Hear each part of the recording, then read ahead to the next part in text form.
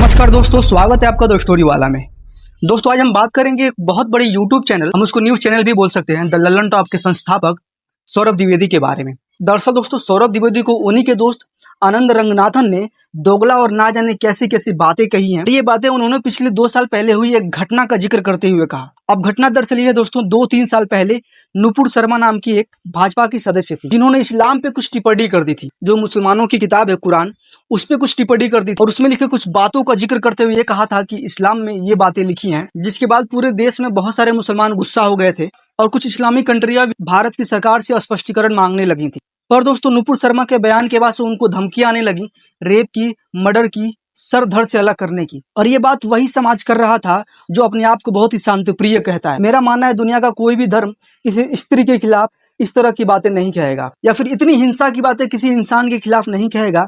और आपका धर्म इतना कमजोर नहीं हो सकता कि किसी की बात कहने से आप अंदर से इतने आहत हो जाएं कि उसका सर धड़ से अलग करने की बात कहें, उसकी रेप की बात कहें। खैर नुपुर शर्मा के बयान के बाद से भाजपा ने उनसे किनारा कर लिया। खैर अब नुपुर शर्मा के बाद आते हैं विकास दिव्यकीर्ति पे। यूपीएससी की तैयारी करवाते हैं और बच्चों को एग्जाम दिलवाते हैं, उनके कुछ बच्चे कभी निकल भी जाते हैं। तो इसी तरह से विकास दिव्यकीर्ति ने भी माता सीता और श्री राम को लेकर कुछ टिप्पणी कर दी। टिप्पणी ऐसी थी जिससे सारे हिंदू आहत हो सकते हैं। उनके खिलाफ कई जगह केस भी हुआ। पर विकास दिव्यकीर्ति का कहना यह था कि उन्होंने जो कुछ भी कहा वो उन ग्रंथों से ही पढ़ के कहा जिसको हिंदू मानते हैं। और अब एंट्री होती है सौरभ द्विवेदी की, यानी कि लल्लन टॉप के संस्थापक की। सौरभ द्विवेदी ने विकास दिव्यकीर्ति सर को मौका दिया अपने मंच पे आने का, अपने यूट्यूब चैनल पे आने का और अपनी बात को पूरी तरह से रखने का और हर उस बात को स्पष्ट करने का जो उन्होंने कहा था, जिसको लगता था कि वो हिंदू विरोधी बातें कर रहे हैं। Vikas Divyakirti sir Lallantop show पे आए, पूरी किताब लेके आए, वाल्मीकि रामायण और कई सारे ग्रंथ, और उन्होंने एक एक कोट करके बताना शुरू कर दिया कि वो जो भी बातें उन्होंने कही है अपने मन से नहीं कहा है, सारे इन ग्रंथों में लिखा है और इस तरह से उनको माफ कर देना चाहिए। खैर इसके बाद से हिंदुओं का गुस्सा थोड़ा कम हो गया। उन्होंने विकास दिव्यकीर्ति सर को मारने की बात नहीं की, नहीं उनके परिवार को मारने की बात कही और इस तरह की कुछ भी बातें नहीं हुई, हिंदू शांत हो गए। खैर अब बात करते हैं असली मुद्दे की। बात दरअसल ये है कि कुछ दिन पहले ही ट्विटर पे आनंद रंगनाथन ने एक ट्वीट किया था और एक पॉडकास्ट में भी वही बातें कही थी। उन्होंने कहा कि सौरभ द्विवेदी मेरे दोस्त हैं, लेकिन सौरभ द्विवेदी ने जो दोगलापन किया है, जी हाँ दोस्तों दोगलापन की बात हो रही है कि सौरभ द्विवेदी ने दोगलापन ये किया कि उन्होंने विकास दिव्यकीर्ति को मौका दिया अपनी बात रखने का, पर वहीं पे उन्होंने नुपुर शर्मा को मौका नहीं दिया अपनी बात रखने का। ये सौरभ द्विवेदी का दोगलापन है। हो सकता है कि वो अब हमारे दोस्त रहें या ना रहें, लेकिन ये तो सच है कि सौरभ द्विवेदी निष्पक्ष पत्रकार नहीं है, ऐसा आनंद रंगनाथन ने कहा। अब मामले ने और तूल पकड़ लिया, लोगों ने इस बात को पकड़ लिया आनंद रंगनाथन की और लल्लन टॉप के कमेंट बॉक्स में जाके कमेंट करने लगे कि तुमने नुपुर शर्मा को क्यों नहीं बुलाया, तुमने विकास दिव्यकीर्ति को अपना पक्ष रखने का मौका दिया तो नुपुर शर्मा को क्यों नहीं दिया। इस तरह की हजारों कमेंट पढ़ने लगे लल्लन टॉप के कमेंट बॉक्स में। अब लल्लन टॉप ने अपनी जिम्मेदारी समझी इसको स्पष्ट करने का और इस तरह से एक दिन पहले सौरभ द्विवेदी ने एक वीडियो बनाया।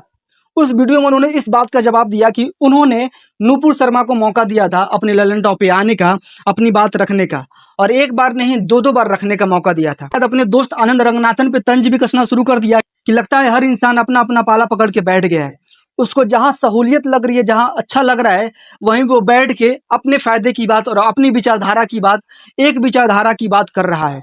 ऐसा सौरभ द्विवेदी ने तंज कसा और इस बात को कई बार दोहराया। उन्होंने नुपुर शर्मा को कांटेक्ट किया था पर नुपुर शर्मा ने कोई जवाब नहीं दिया। पर एक बात उस वीडियो में खल रही थी, कहीं भी सौरभ द्विवेदी ने इस बात का उल्लेख नहीं किया या फिर कोई ऐसा सबूत नहीं दिया कि उन्होंने नुपुर शर्मा को कैसे कांटेक्ट किया था या नुपुर शर्मा ने कैसे मना किया था। अगर सौरभ द्विवेदी कोई इन्विटेशन कार्ड या कोई ईमेल नुपुर शर्मा को भेजा होता, ऐसा कुछ उन्होंने अगर वीडियो में दिखाया होता, तो हो सकता है सबको यकीन हो जाता कि वाकई में सौरभ द्विवेदी ने नुपुर शर्मा से कांटेक्ट किया था। खैर इस वीडियो को तुरंत बाद रंगनाथन का एक और वीडियो आता है और इस वीडियो में रंगनाथन पूरे गुस्से में सौरभ द्विवेदी पे ताना कसते हुए, उनको भली बुरी बातें कहते हुए, दोगला कहते हुए और ऐसी ऐसी बातें कहते हुए गालियां भी देते हैं और ये कहते हैं कि सौरभ द्विवेदी के अंदर हिम्मत नहीं है, सौरभ द्विवेदी एक बिका हुआ पत्रकार है, उसको अब मेंस पैड पहन लेना चाहिए, चूड़ियां पहन लेनी चाहिए, क्योंकि अगर उसने वाकई नुपुर शर्मा को बुलाया होता तो नुपुर शर्मा रंगनाथन से झूठ नहीं बोलती, वो जरूर बताती कि लल्लन टॉप ने नुपुर शर्मा को बुलाया था।